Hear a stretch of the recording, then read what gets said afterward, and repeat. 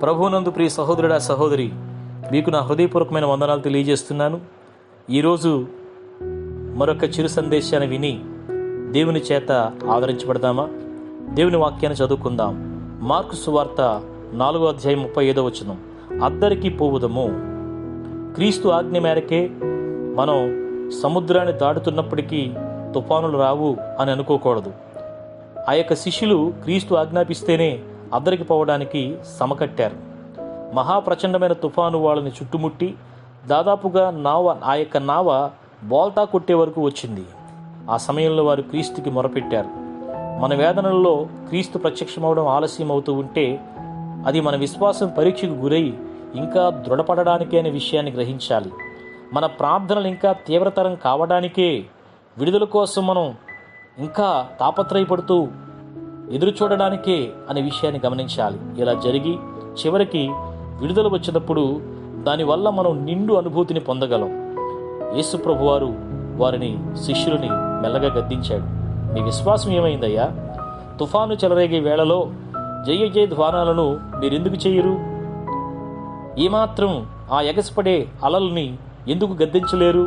ఓ గాలి, ఓ అలల్లారా, మీరు మాకేమీ హాని చేయలేరు, క్రీస్తు మా పడవలో ఉన్నాడని మీరెందుకు చెప్పలేకపోయారు అని వారిని మెల్లగా గద్దించాడు. సూర్యుడు చక్కగా ప్రకాశిస్తూ ఉంటేనే మనుషులకి నమ్మిక ఉంటుంది. తుఫాను వస్తున్నప్పుడు నమ్మిక కలిగి ఉండడం చాలా కష్టం. నింగిని నేలని ఏకం చేసే పెను తుఫాను చెలరేగినప్పుడే మన విశ్వాసం ఏ పాటిది అన్న పరీక్ష వస్తుంది. అయితే ఆ విశ్వాసాన్ని వమ్ము చేయకుండా ఉండేందుకు మన రక్షకుడు మనతో పాటు మన పడవలోనే ఉన్నాడు.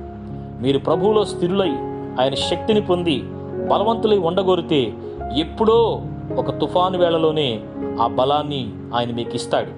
నా నావలో క్రీస్తు ఉంటే నేను గాలి తుఫాన్ని అపహాస్యం చేస్తాను. అవతల వైపుకి వెళదాం పదండి అన్న క్రీస్తు మాటని జ్ఞాపకం చేసుకుని పదండి పదండి అని ముందుకు సాగిపోతాం. కాబట్టి అలాంటి విశ్వాసం నీకుంటే గనక ఎలాంటి తుఫాను నీ జీవితంలో చెలరేగుతున్నా నేను అద్దరికి వెళతాను, నేను అద్దరికి చేరతాను అనే నిశ్చయితతో మనం ముందుకు సాగలం. ప్రియమైన దేవుని బిడ్డ, ఏమాత్రం కూడా మధ్యలోనే నేను మునిగిపోతాను, మధ్యలోనే నా జీవితం అయిపోయింది, నేను ఇంకా ఏమీ చేయలేను, ఏమీ దేవుని కోసం సాధించలేను అనే అవిశ్వాస మాటలు నీ నోటి వెంట రానివ్వక నేను అద్దరికి చేరతాననే విశ్వాసంతో కూడిన మాటలు నువ్వు పలికి దేవుని కృపలో వర్ధిల్లగలవా?